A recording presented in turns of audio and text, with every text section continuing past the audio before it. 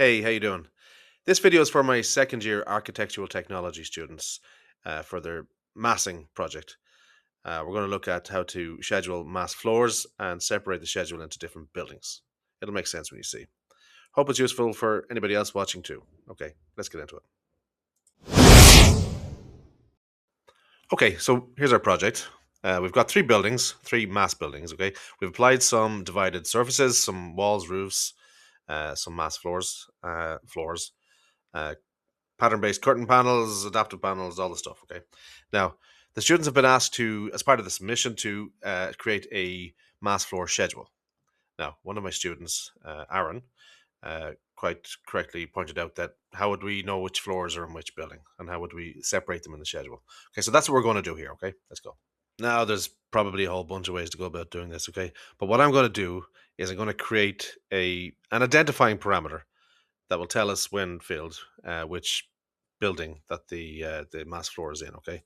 Now we can do that with a number parameter or a text parameter, but I'm going to do it with an integer. Okay. Now we need a shared parameter to make sure our scheduling works. Okay. So in the Manage tab, go to the shared parameters. Now, if you don't already have a shared parameter file set up, you'll need to set one up, and it's not difficult. It's just I'm not going to cover it in this video. Okay. So go back in the channel. There's a video there already. Okay. Now I'm going to need a group to put my parameter into because I already know I don't have a shared parameter, sorry, a mass parameters folder. So I'm going to create the group called mass. And in there, I'm going to create our new parameter, and I'm going to call the mass building number. Okay. Now I need to change the data type from length to integer and leave the discipline as common. That's it. Okay. And okay. In the Manage tab, go to Project Parameters and create new parameter. Now scroll down the categories to mass and then expand the drop down list and select mass floor.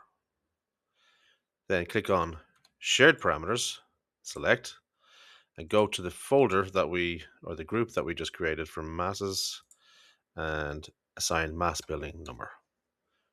Okay, we could group it again, but I'll just accept that as other. That's fine. Okay, and okay. Now, I'm going to just pick one of these buildings. I'm going to rotate my model, so that I can select through one building. Okay, so I'm going to drag and select through that one building that has mass floors in it. I'm going to filter, and then I'm going to select none, and then select mass floors. Okay, and scroll down the properties to mass building number, and give it the value 1, and apply. Now, you're never going to guess what I'm going to do to the next building. Exactly the same thing. Select all of that building, filter, deselect the mass. Okay. Scroll down in my properties, mass building number, and say 2. Apply. No prizes for guessing this one. Select over the building, filter, and check none, and mass floor, and okay. And once again, we go down in the properties to mass building number, and we select number 3, and apply. So let's create our mass floor schedule, okay? In your browser, scroll down to schedules, and right click on schedules and quantities, all, and new schedule new schedule quantities. Let's scroll down to mass and expand the drop down and select mass floor. Okay, I'm just going to call this schedule mass floors. Okay, for our first parameter, let's use the one we just created. What was it called? Mass building number. Okay, level, maybe floor area, and floor perimeter, and I think that's it. Yeah. Okay. Perfect. Now we want to separate these into the different buildings. Okay, so first thing we need to do is sort by the building number. So go to sorting and grouping, edit, and sort by building number, and then by level. Okay. And we put a blank line between the building numbers. And okay. So now we have them separated into building 1, building 2, building 3. Now, of course, you could create 3 separate schedules, but you get the idea. Just one or two other little things. We may not want to have the symbol in the floor area, and we might want our perimeter to be in meters as opposed to what it is there, which is millimeters.